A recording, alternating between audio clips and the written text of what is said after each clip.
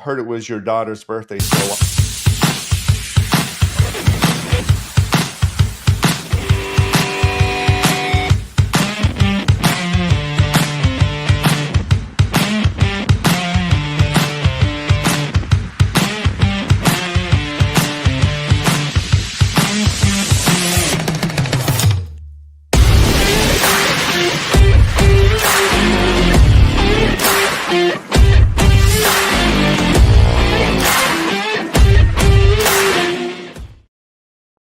Good morning, everyone. Welcome to Office Hours, episode 867 or so, because Gigi and I lost count, to be honest. We weren't counting everyone, but I know it's at least 867. And I am blessed to be here with two extraordinary co-hosts of mine, the amazing Double B, not Blaine Bartlett, but Bart Berkey. And he will teach us what most people don't. And of course, Dr. Grant Elliott, an amazing expert in especially lower back pain, but just longevity and wellness in general. It's such a blessing to have you two complementing my ignorance today as a host of episode 867 of Office Hours. Pleasure to be here. Yeah, fun to be here. And I had to start off the call, David, by saying, "Oh, Dr. Elliott, there's something a little bit tweaked right back here." And it's like, and then I was waiting for him to ask me, what do most people don't do? But he didn't fall for that trick. So, Look at me. Well, we have a lot of things going on. We're going to be at the Masters coming up. We're going to be at the Aspire Business Tour in Phoenix. We're going to be in a content mastermind in LA, and then even a stem cell longevity mastermind with Dr. Grant Elliott and others in LA as well. And then, of course, New York and Long Island, Manhattan and Long Island, always doing the car wash, which is a meetup, holding court, interviews, speeches, and VIP dinners for charity. It's always great to have you guys support us, and we appreciate both of you. If you want to join us, just email me, david@dmeltzer.com. That's david@dmeltzer.com. Or if you want to be informed, we're in 200 cities with you gentlemen. They're in and out 200 cities or more a year. If you want to stay informed or you want to be invited, please text and join our community to be invited and informed. The area code is 949. The first three numbers are 298, and the last four numbers are 2905. 949-298-2905. All right, let's get this party started. Jason's been waiting in the wings. Jason Wong, a local here, founder and CEO of Paking Duck, and the packaging manufacturing platform that is providing all these quack AIs and duck AI agents in a duck pond portal. Welcome to Office Hours, Jason Wong. Thanks for having me, boys. You know, I talk about applying our why. And part of applying our why is applying our AI. AI is here to make humans more human. And if you think AI replaces anything, just like if you're in search of your why, you're never going to find it. But when we apply your why or apply your AI, there's an extreme efficiency, effectiveness, and statistical success in doing what we do better and being more human. I'm curious, I'm not as familiar in the quacky world of packing, and it sounds like a delicious lunch, by the way. I'm going to have to get Chinese food for lunch. But more importantly, give us some insight on how you're applying AI to packing manufacturing and utilizing this platform. 100%. So I've been an entrepreneur. By the way, I love your living room. Thank you. Just renovated it. Beautiful. I've been an entrepreneur since I was 14, and it's been 14 years now. I've always been trying to adapt new technology whenever I can. So when AI came out for me 4 years ago, I jumped right into it. And since then, it's been in every single part of our workflow. So I run a packaging manufacturing business, which is a very, very boring industry. Like, no one thinks about it. When was the last time you guys thought about packaging besides opening a box from Amazon? Well, no one thinks about it. Which is like 3 times a day, by the way. Yeah, it's huge. but it's an afterthought, right? Like, you open it, you toss it away, you don't really think about it. But it's a first impression that you make with your consumer, right? When they see you on the shelf, when they buy a product from you. And so I was like, okay, I'm going to get into this very boring industry, but I'm going to infuse new technology into it. in a way that all my competitors in the space are not doing. So number one, the very first thing I did the first day was content. I built a content team within our company purely to use AI to make content faster and better than anyone else. So we got about 48 million views last year across our short form video on YouTube, LinkedIn, Twitter, you name it, we're on there. That sounds like one of my good videos. Can't beat you yet. But there's no competition. It's the thief of joy. I'm in a whole different industry. Yeah, completely. We're getting started. But the point is, it's entirely AI. I clone myself as an avatar. I clone my voice. We use not AI entirely to write the script. We use AI to do the research, and then we have human script writers that write the scripts and produce it for me. Can you change your hairstyle in your AI? Here and there. Yeah. In the early days of using AI, now it's a lot better. But in the early days, I basically filmed 10 versions of myself talking for 5 minutes, and that's how I trained it. Nowadays, I just need a picture. Yeah, I want to do that to Bart. I want to give him a big fro, make him about 6'6", like Fletch. Anyway, Bart, I know you have worked with so many different companies across the globe and helping them apply their why, but also apply their AI. What comes to mind when you hear this young entrepreneur that's an overnight success in 14 years? Yeah, with Jason, over $14 million of revenue, by the way. Yeah, I mean, amazing. Congratulations, first of all. And when you started off, David, by asking about the why, Jason, I'm just curious because did additional research, and Gigi and David's team, right? They shared additional thoughts with us. You have created a whole bunch of things, a holy meme Bible, which is a coloring book. You have created doe lashes because you saw a problem when your girlfriend was trying to put on false eyelashes. So all of these things in packaging, not necessarily being sexy, what do you think your passion is? Because you have diversified so many times and continuing to find success. What are you passionate about, I guess? And I love that question. It's because I think that was the North Star of why I built everything was like, why am I here? Like, what is the purpose of me building this business? And I think for every single company that I've built in the last 14 years, there's always a white space that I felt like I could be in that no one else was really seeing. So like my last company was in the beauty industry. I was making lashes that women put on as a makeup. What do I know about makeup? I know nothing about makeup. I've never put on lashes in my life, but by being observant, I was watching. I wonder if Christy Noem's husband has or not. I just saw people putting on lashes and they seem uncomfortable wearing it. So I started talking to people and I said, hey, do you like what you're wearing? And out of the 50 people that I talked to, I think 40 of them said no, they didn't like it, but there's no better option. So I started asking why. Why didn't you like it? Well, it was very painful. It pokes my eyes. It brings my eyes down. There's no better options here, yada, yada, yada. But no one's building that. So my why was, okay, there's clearly millions of people wanting to use this product and there's millions of people unhappy with it. And so my why was to create a better version of it. Same thing for packaging. No one's really doing what we're doing. I felt like my why was to modernize an industry that was pretty behind. So yeah, I think that's why I built all these things. Yeah, so cool. Jason, did you have a list of other areas in which you believe you could solve a problem also next? It comes to me randomly. It really comes. The universe provides what he needs. It does. Grant Elliott, my brother, you have done an extraordinary job utilizing content. You are the leader in our country in lower back pain solution, and you've done that by driving community and content. I'm sure you have some curiosity, at least, how this young brother of ours has been successful doing the same. Yeah, so I have two questions because I know your primary venture right now is Paking Duck, but I am curious about one thing to finish off the discussion of doe lashes. You scale that super fast, dude. You went from what, $500 investment to 15 million valuation in a year. Is that correct? Mm-hmm. Yeah. So my simple question there that might develop a complex answer is, what was like one of the main things that you did to grow it so fast? I think it's right place, right time. And I truly believe in business is all about opportunity windows, right? So like back in 2018, Musical.ly just turned to TikTok. We were one of the first few brands on TikTok as a beauty brand.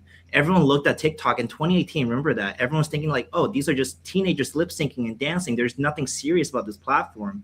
But I saw that platform was the only platform that allows you to get millions of views with virtually no followers. It was the first time that someone with 500 followers can get 1 million views on a video. You couldn't do that anywhere else. So I was like, okay, you know what? I'm going to see how I can integrate brands, like a beauty brand, a beauty product, into this platform and try to get us asymmetric upside on views that I couldn't get anywhere else. So I was able to make $500 stretch pretty far. That's super smart, man. All right, real quick, another question, Graham.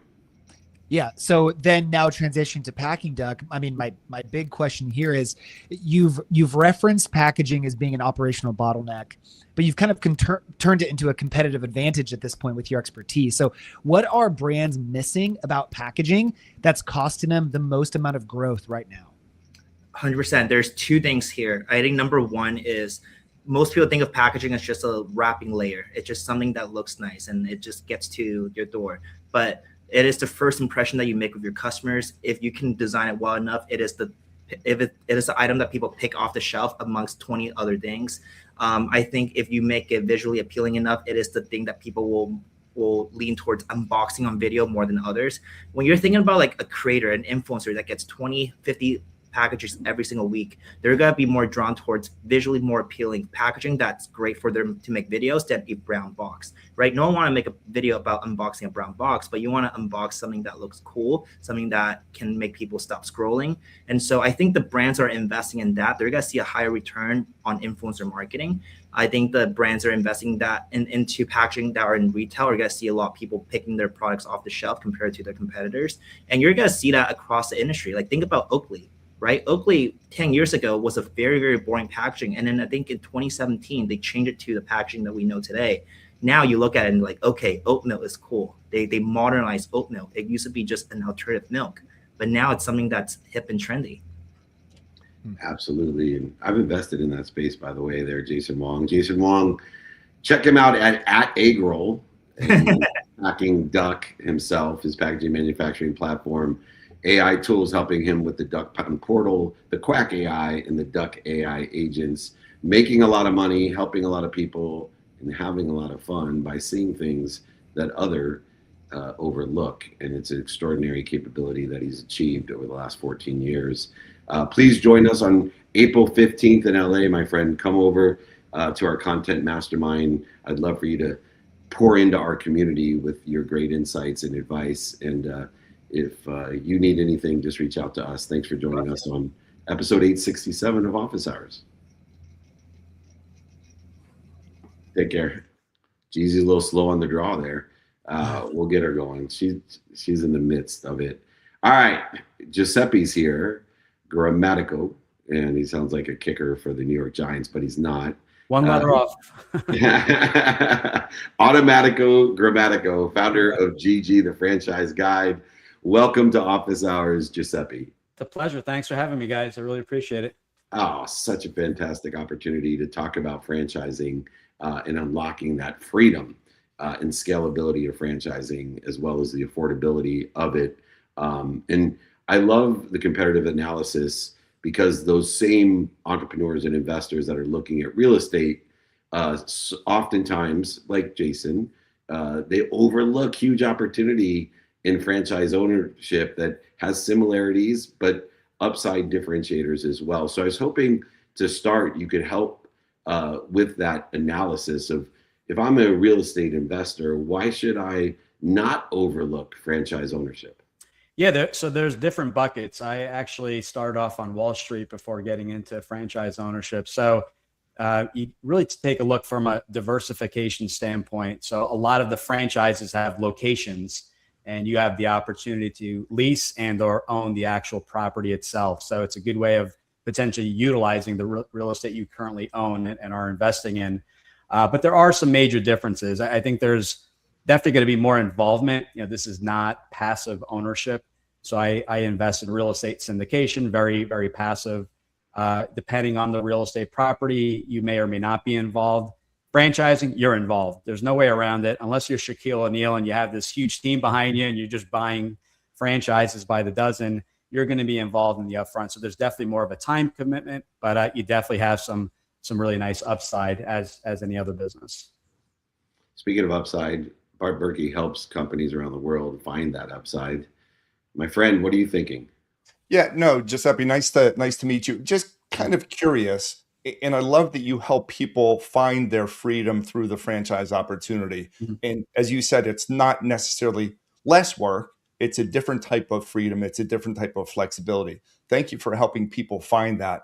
If you had to list the top 3 franchise opportunities now, what comes to mind? So Dave's listeners and all the listeners can begin to learn some things. And then, of course, once they learn this, they need to connect with you to be able to learn about how to implement it. But what top 3 come to mind that are pretty cool right now? Yeah, so there's a lot of craziness in the world. So sometimes unsexy is the way to go. Think of dirty jobs. Think of Mike Rowe. So there are brands out there like Voda Cleaning and Restoration where they'll come in and remove water from your basement. They'll remove mold. Does well in an up market, down market. Had a nice stress test during COVID. They always do well. It's a necessity business. Good for climate change. Yeah. Yeah, a lot. I mean, we've got a lot of hurricanes, earthquakes. So they're getting involved. The fires in LA. I mean, they're definitely kept busy. So I like recession resistance. There are other companies switching gears on the B2B side that get involved in expense reduction. There are brands out there like Era Group and Schooley Mitchell where they'll come into a small business and help them reduce their expenses. Not actually do accounting, but simply come in and cut the expenses back. And then finally would be senior care, in-home senior care, medical and non-medical. We can't stop aging. Maybe we could stop looking like we age, but going after the 75 and older community and helping mom and dad age comfortably at home. So those are 3 areas that are really popular, really growing. It's not always the fit for everyone. We want to make sure the role's there, but they've done historically really well. Yeah, I'm super excited about. Yeah, sorry, Bart. Oh, I was just saying, right? I'm really excited. Yeah, I'm really excited about lower back pain. I have lower back pain right now. So I know it's a huge opportunity. I'm trying to actually find someone that could franchise something in lower back pain. What do you think, Grant? I think that's a question for the expert, Giuseppe, right here. Yeah. I do online low back pain, so I don't even know if it's possible to franchise that, but maybe you could help me do that for sure for a brick and mortar standpoint, no doubt there.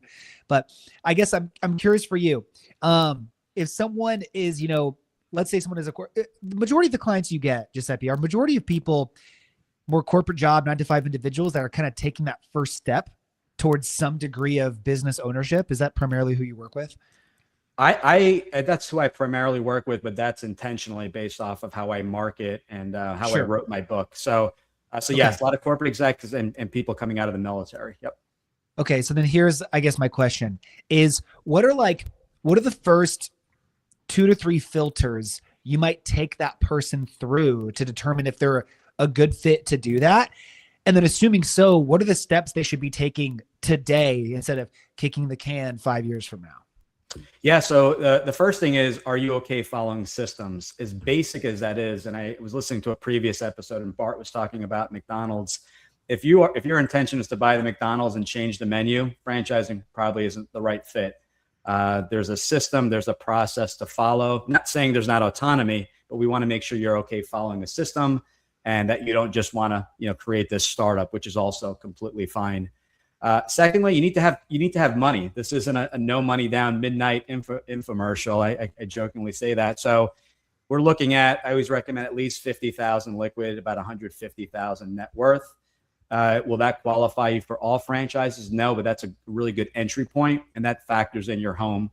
And then if I can add a third, if you're okay with a third, third would be around time frame. If you're going to look at a specific franchise, I always recommend 6 months or less in making a decision. Simply, the reason for that is we don't know what the availability will be past 6 months. Kind of like when you buy a home, you find a home, you don't tell the buyer or the seller that you'll come back in a year or two. So if you have that 6 months or less, if the time frame is past 6 months, I would just say start high level, but definitely take a look at industries that may interest you. That is awesome. Double B and double G. Do you have a last comment there? Because I rudely interrupted the genius of Bart Berkey. What were you going to say, my brother? It just aligns with what Giuseppe was saying about anticipating future needs. And it's not unlike what Jason shared, finding a void, finding a hole and filling it.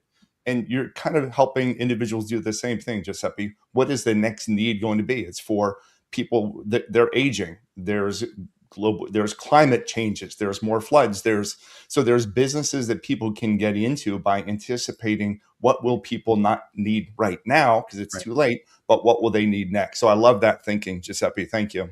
And Thanks, Dave. it's a proven model, right? And you have a lot more guarantees and security in it. And even if a millionaire serves you your McMuffin, it won't even matter. If you want to check out the franchise guide, go to GG. That's for Giuseppe Grammatico. It's Automatico, Grammatico, GG, the franchise guide.com. Unlock your freedom. Learn about franchise ownership in all capacities as a purchaser or maybe as a franchisor. Giuseppe's full of experience, situational knowledge, and relationship capital to get you to where you want to be or better. Hopefully we'll see you in New York when we're coming out there. Double G, I'd love to have you in person as well, pour into our community, looking for bigger and better opportunities with more security aligned with their timing and risk tolerance. Giuseppe Grammatico, thank you for joining us. Thanks, guys. See you in New York. Take care. See you in New York. Right on. And as we move right along, you guys are really good at this. You know, maybe next time I won't show up. You have more time. Joe Sweis is in the house out of Walnut Creek, California, and he's written a book after his success and journey into gratitude and unbelievable life-earned peace, the ease and the guided practices to identify the gypsies. It's called 0 to 54. Welcome to Office Hours, Joe Sweis. Thanks for having me here, David. Thanks. Nice to meet you, Bart. Nice to meet you, Grant. It's great to have you on. Joe. Well, you know, look, anything that has to do with gratitude, I have to remember, and recollect our audience, our community, to the easiest and fastest way to change your life. It's free. It takes 0.1 seconds. There's nobody on earth that will tell you that gratitude is not impactful at an exponential rate.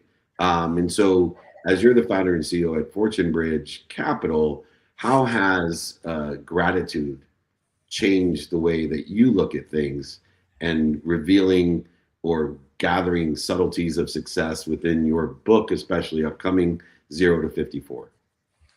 I mean, there's a lot in there, David. And I think gratitude, I would say, changed my relationship with life. And to really fully understand that, I want to take a step back and just point out that I think most people are only practicing half their gratitude. And when you practice full gratitude, that's what really changes your relationship with life, because it excavates the truth about your life and eliminates a lot of the noise and the false signals that distract us.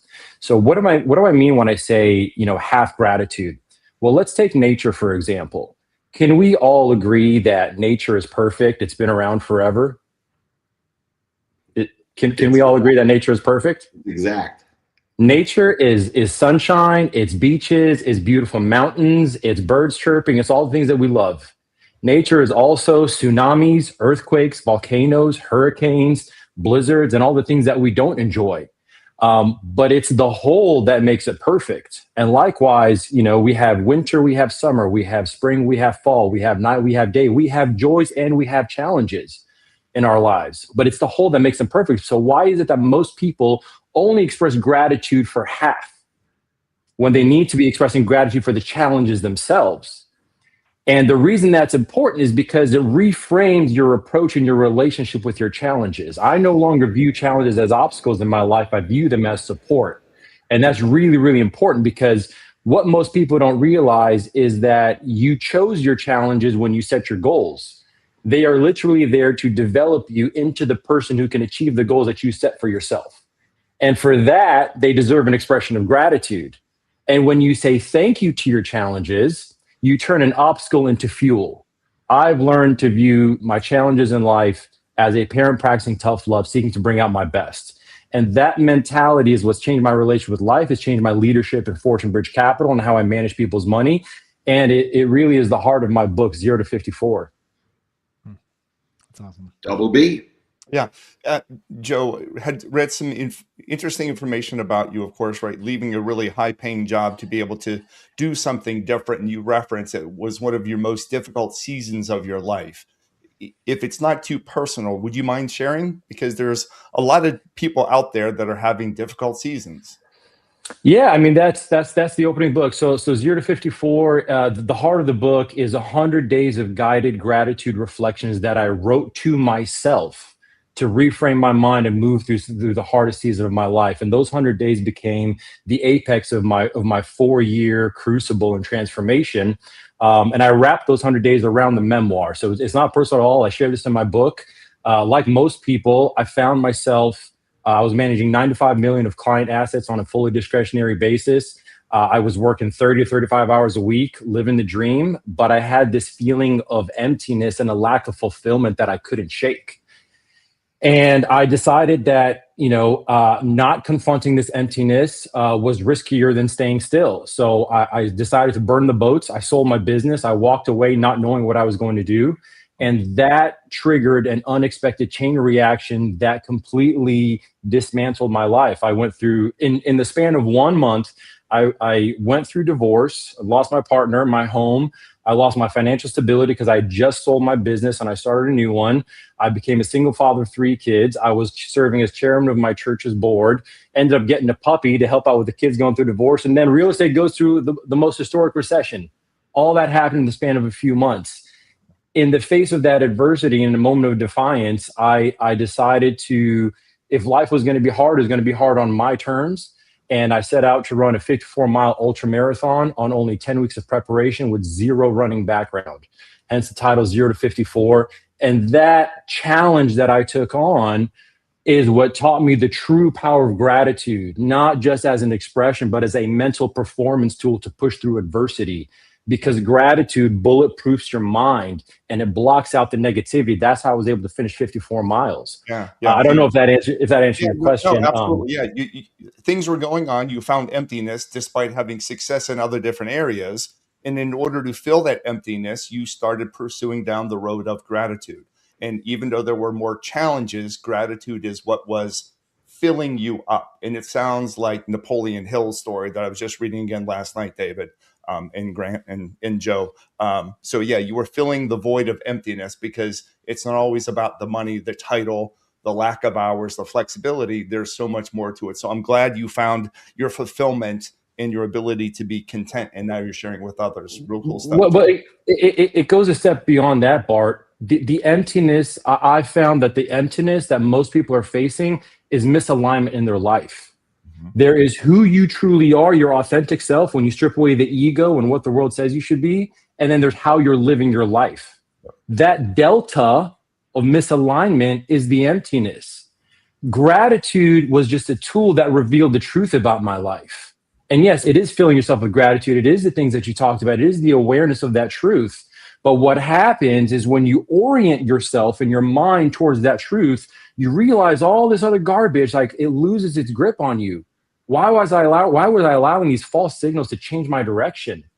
But gratitude in and itself wasn't enough. And that's what 0 to 54 is about. It's about taking on challenges because that gives you feedback. It's about doing what you said you were going to do, following through, and moving forward with gratitude. Gratitude is what keeps your aim and your challenges accurate. It keeps you grounded in the truth about your life. It's the cornerstone that holds everything together. So I started with gratitude. I started to realize the truth about my life. And I realized here's the beauty, here's who I really am, and this is the right direction to go into. Thank you, Joe. Thank you. Grant Elliott, I know gratitude has a lot to do with healing the back, so you're right up this alley. Yeah, Joe, so many people are turning to like cold plunge to get X, sauna to get X, meditation to get X. A lot of high performers are looking for like, okay, I'm willing to do something if I get a practical output from it, or like I can use it. This question might be a little bit redundant. I'm just phrasing it a different way. And if your answer is really short, then I have a follow-up for you. But if someone's like listening, they're like, okay, yeah, maybe like gratitude, like this is resonating a little bit, but like whatever, to really help high performers understand like, no, you can actually use this. How would you describe gratitude as a performance tool? Something like, how can it actually improve output or actual performance so that people listening can use it and realize this is what I can gain from it? I'll use the story of when I ran 54 miles. I literally touched every single course marker and said, thank you to whoever marked my path. I thanked every single volunteer at the aid stations. For 80% of 13 hours in the mud and the rain, having never been a runner with flat feet, you know what that does. my mind was focused on gratitude. Gratitude and negativity cannot coexist. They compete for the same space. So when you're focused on gratitude, you're armoring your mind against fear and doubt. And what's the biggest thing that hurts performers? It's fear and doubt, right? Like, a lot of these performance coaches, all they're doing, they're not training new skills. They're just reframing the scope of the mind. So when you're focused on gratitude, it's like shield. You're standing guard to the enemy at the gates. That's what gratitude does. But it like the gym and like working out, you can't just do it once in a while. You have to have a continuous practice. That's why I talk about the making of a grateful mind. It has to be a constant state where you see, back to what I said at the top of the hour or top of the 10 minutes, it's for joys and challenges alike. So smart. That's great. Having a gratitude practice is the easiest and fastest way to change your life.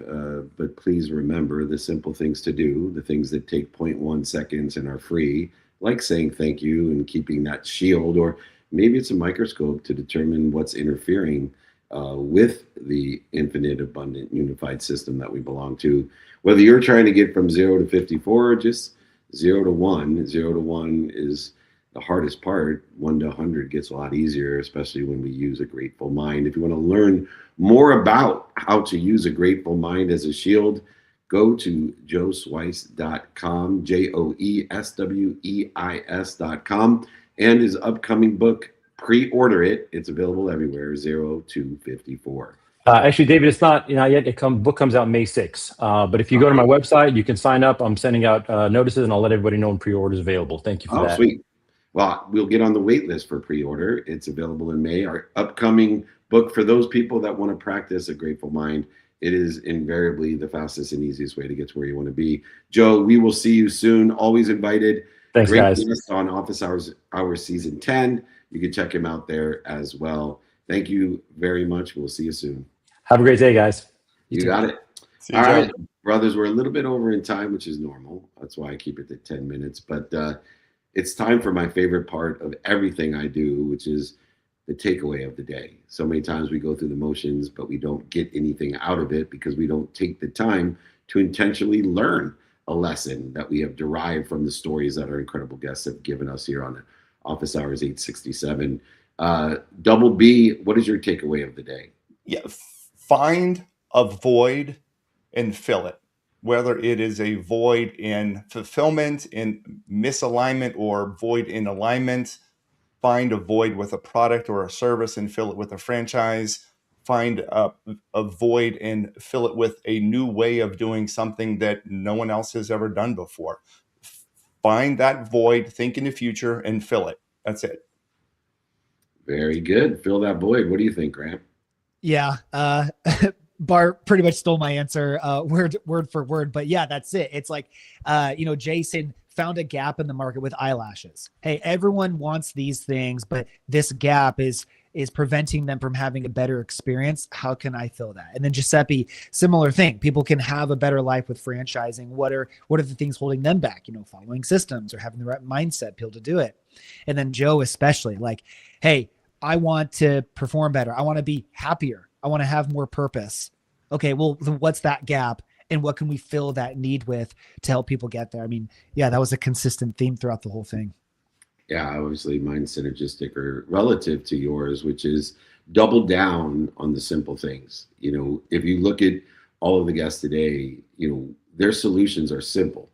When you talk about filling the void, it's obvious some of the issues that need to be filled, but the simple things to do are simple not to do. And if we can get into the habit or the perspective of looking at the simple, whether it be, hey, it's simple, everybody has packaging. Why not try to make packaging better? Hey, everybody is having water damage or disaster damage. There's an invariable amount of damage. That's a simple thing. How do I make it better? How do I create a solution for that? And then, of course, the simplicity of gratitude. I tell people all the time, the easiest and fastest way to change your life is just say thank you. You don't have to create some complex 0 to 54 relegated framework that has it. Literally, gratitude is so powerful. If you say thank you and get in the habit of saying it before you go to bed and when you wake up, within 30 days, I guarantee exponential impact on whatever it is in your life that you desire.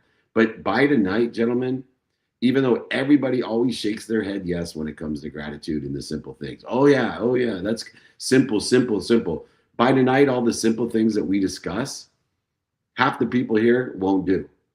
By tomorrow morning, another half won't do. And by 3 days, almost every person here in our community, including us three, within 3 days, the simple things to do that have exponential results in our lives, we won't do. So my takeaway and message to our community and co-hosts is double down on the simple things and you will get the exponential results that you're looking. 0.1 seconds and it's free. Please say thank you before you go to bed and when you wake up. I need to say thank you to you two guys because you're incredible. I'm thinking I don't show up next time and you guys just carry the load. I'll go ahead and get a little bit more exercise in or watch some other videos or something to increase what I'm doing. The incredible Bart Berkey, most people don't. Go to mostpeopledon't.com and he's there, Bart at mostpeopledon't.com. And of course, the leading lower back or probably back expert in America has a solution for all. You don't need to be a chiropractor to follow and learn from Dr. Grant Elliott. He'll be at our longevity and stem cell mastermind. He is teaching and also pouring into our community for the #1 physical ailment in America, lower back pain. He is our guy. Dr. Grant Elliott, Bart Berkey, thanks for joining me on Office Hours 867. Thank you. Thank you. That's awesome. All right. Thank you, everyone. Remember, come and join us. Email me, david@dmeltzer.com. But we will be in Augusta, Georgia. Join us at the Masters with Vaughn Miller, John Daly, many, many more. We'll be in Phoenix at the Aspire Business Tour with the Sharks, with Gary Vee, myself, Andrew Cordell. We'll be in Los Angeles for 2, Content Mastermind and Longevity Stem Cell Mastermind. You get 2 treatments of stem cells. Come and join us in LA, then New York and Long Island. The whole caboodle. We're always in the car wash, meet up, holding court, interviews, speeches, VIP dinners for charity. All right, join me, david@dmeltzer.com. If you want to be informed and invited, area code 949-298-2905. Join our text community to be invited and informed. 949-298-2905. Remember, most importantly, to be more interested than interesting. Be kind to your future self and do good deeds. Hit it, Gigi.